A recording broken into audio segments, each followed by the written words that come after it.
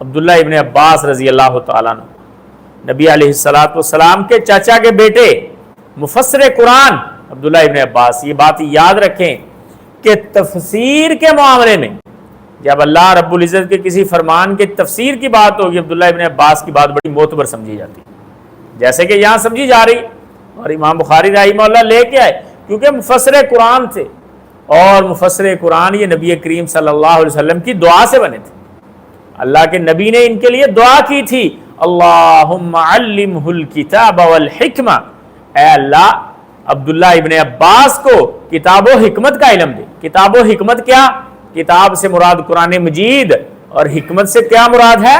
حدیث مصطفیٰ۔ اور قرآن اور حدیث، کتاب و حکمت مل کے یہ تفسیر کا علم بنتا ہے۔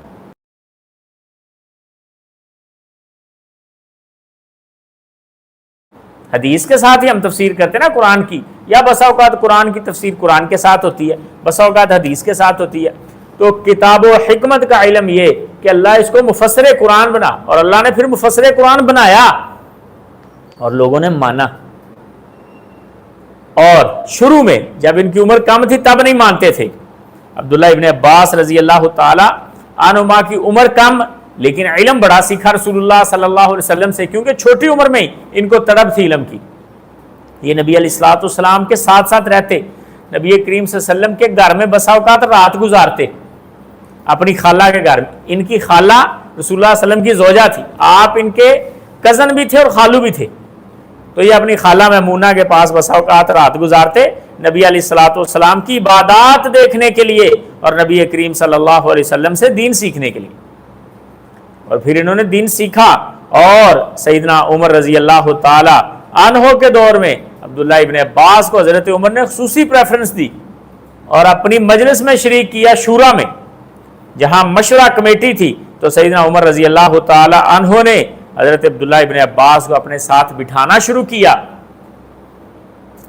معروف بات ہے کہ بعض صحابہ نے اعتراض کیا، انہوں نے کہا جی حضرت جی بڑے لوگ اس میں بیٹھے ہوتے ہیں، آپ اس کم سن بچے کو اس مجلس میں بٹھاتے ہو، تھوڑی عمر ہے اس کی، اس کا ابھی یہ سٹیٹس نہیں ہے کہ یہ اس مجلس میں بیٹھ سکے، ابھی اس کی عمر کم ہے۔ سیدنا عمر رضی اللہ تعالیٰ نے فرمایا کہ میں کسی وجہ سے ہی اس کو اس میں بٹھا رہا ہوں، کسی خوبی کی وجہ سے، اور میں تمہیں چیک کروانے کے لیے عبداللہ ابن عباس رضی اللہ تعالیٰ عنہما کے بارے میں حضرت عمر نے کہا کہ کل ان سمیت آپ سارے سورۃ النصر کی تفسیر مجھے بتائیں گے کہ اذا جاء نصر اللہ والفتح کی کیا تفسیر ہے۔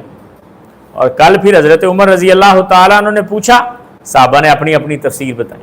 کسی نے کہا کہ اس کا مطلب یہ ہے کہ اللہ کی مدد اور فتح آنے والی، اب فتح مکہ ہونے والی، یہ اللہ کی طرف سے خوشخبری ہے۔ بعض نے اپنے انداز میں کوئی تفسیر کی۔ جب سیدنا عمر رضی اللہ تعالی عنہ نے حضرت عبداللہ ابن عباس کو کہا کہ آپ بتائیں آپ کے نزدیک کیا تفسیر ہے، تو عبداللہ ابن عباس نے فرمایا میرے نزدیک اس صورت میں نبی کریم صلی اللہ علیہ وسلم کی وفات کا اشارہ ہے۔ انہوں نے کہا یہ وفات کا کیسے اشارہ ہے؟ عبداللہ ابن عباس نے کہا کہ اذا جاء نصر اللہ والفتح، جب اللہ کی مدد اور فتح آ گئی ہے، وَرَأَيْتَ النَّاسَ يَدْخُلُونَ فِي دِينِ اللَّهِ أَفْوَاجًا، اب آپ لوگوں کو دیکھیں گے کہ وہ اسلام کی کامیابی کو دیکھ کے، اسلام کی فتوحات کو دیکھ کے اسلام میں فوج در فوج داخل ہوں گے۔ اب اللہ کے نبی آپ نے کیا کرنا ہے؟ فَسَبِّحْ بِحَمْدِ رَبِّكَ وَاسْتَغْفِرْ، آپ اللہ کی تسبیح بیان کریں اور استغفار کریں، انہو کان توابا۔ تو گویا اللہ یہ کہہ رہے ہیں نبی آپ کا کام پورا ہو گیا ہے، آپ نے دین پھیلا دیا ہے، اب اللہ کی طرف سے فتوحات بھی آ گئی ہیں، لوگ جوگ در جوگ اسلام میں داخل ہونا شروع ہو گئے ہیں، اب آپ نے اپنی ذمہ داری کو احسن طریقے سے ادا کر دیا ہے، اب آپ اللہ کی تسبیح اور استغفار کریں، یعنی اللہ کی طرف توجہ کریں، توجہ کریں، ادھر ملاقات کا وقت آپ کو آ گیا۔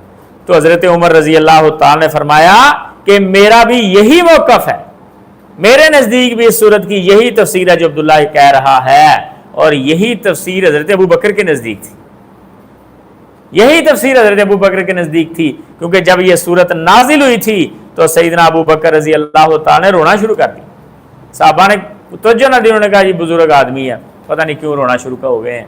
اب وجہ اس میں کیا تھی کہ ان کے ذہن میں یہ بات آئی تھی اس صورت سے کہ یہاں اشارہ ہے رسول اللہ صلی اللہ علیہ وسلم کی فاتح. سیدنا عمر نے فرمایا یہ وجہ ہے جو اللہ کے نبی کی دعا کی وجہ سے اللہ نے عبداللہ کو اتنی اہمیت دے دی چھوٹی عمر میں کہ وہ جناب مفسر قرآن بن گیا. اور عبداللہ ابن عباس رضی اللہ تعالی عنہما بہت اچھے محدث بھی تھے, بہت اچھے عالم تھے, لیکن تفسیر کے اندر ان کا ایک خاص مقام ہے. اور پہلی تفسیر جو ترتیب کے ساتھ لکھی گئی وہ عبداللہ ابن عباس نے لکھی, قرآن مجید کی پہلی تفسیر جو ترتیب کے ساتھ انہوں نے لکھی, اور ہزاروں کی تعداد میں شاگردوں نے ان سے فیض لیا, مدینہ میں, پھر مکہ میں, اور اس کے بعد طائف میں. آخری عمر میں انہوں نے طائف میں اپنا مدرسہ بنایا, اور آج بھی طائف میں عبداللہ ابن عباس کا مدرسہ چل رہا ہے, مدرسہ ابن عباس. اور اس مدرسے کے پاس عبداللہ ابن عباس رضی اللہ تعالیٰ عنہما کی قبر مبارک بھی ہے. چار دیواری کے اندر انہوں نے کور کی ہوئی ہے تاکہ لوگ جا کے کوئی کسی قسم کا بدعت والا کام نہ کریں, شرک والا کام نہ کریں. البتہ ان کے شاگرد موجود ہیں, یعنی ہزاروں کی تعداد میں ایک آگے ذریعہ. اور طائف کے اندر اکثر لوگ, اور طائف کے اندر سے آج بھی علماء نکل رہے ہیں, آج بھی سعودیہ کے ٹاپ کے علماء طائف سے نکل رہے ہیں. اور دو وجوہات ہیں. پہلی وجہ نبی کریم صلی اللہ علیہ وسلم کو جب طائف میں پتھر پڑے تو نبی کریم صلی اللہ علیہ وسلم کے پاس فرشتے ہیں اللہ رب العزت کی طرف سے, اور آگے کہنے لگے حضرت جی آپ اشارہ کریں ہم ان کو ملیا میٹ کر دیتے ہیں. نبی کریم صلی اللہ علیہ وسلم نے فرمایا نہیں اللہ کے بندو, ان بیچاروں کو کیا پتہ ہی نہیں ہے ان کو, شاید کہ اللہ ان میں سے کسی کو پیدا کرے یا اللہ کسی کو ہدایت دے اور وہ دین کا کام کرے. اور آج تک طائف کے اندر سے علماء پیدا ہو رہے ہیں, اور سعودیہ کی ٹاپ نشستوں پہ, سعودیہ کی فتاوی کی کمیٹی اور علماء کی ٹاپ نشستوں میں طائف کے علماء ہیں جو طائف کے رہائشی ہیں اور بعد میں پڑھے اور آگے تک نکل گئے. اور دوسری وجہ عبداللہ بن عباس رضی اللہ تعالیٰ عنہما کا مدرسہ, کہ انہوں نے ایک سلسلہ شروع کیا وہاں جس کو اللہ نے اتنی قبولیت دی کہ آج تک لوگ وہاں سے پڑھ رہے.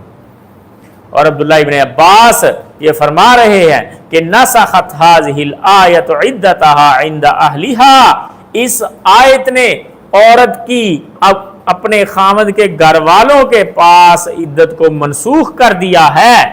پہلے حکم یہ تھا, اب عورت کو اجازت مل گئی ہے فتعتد حیث شاءت, اب وہ عدت گزارے جہاں چاہے.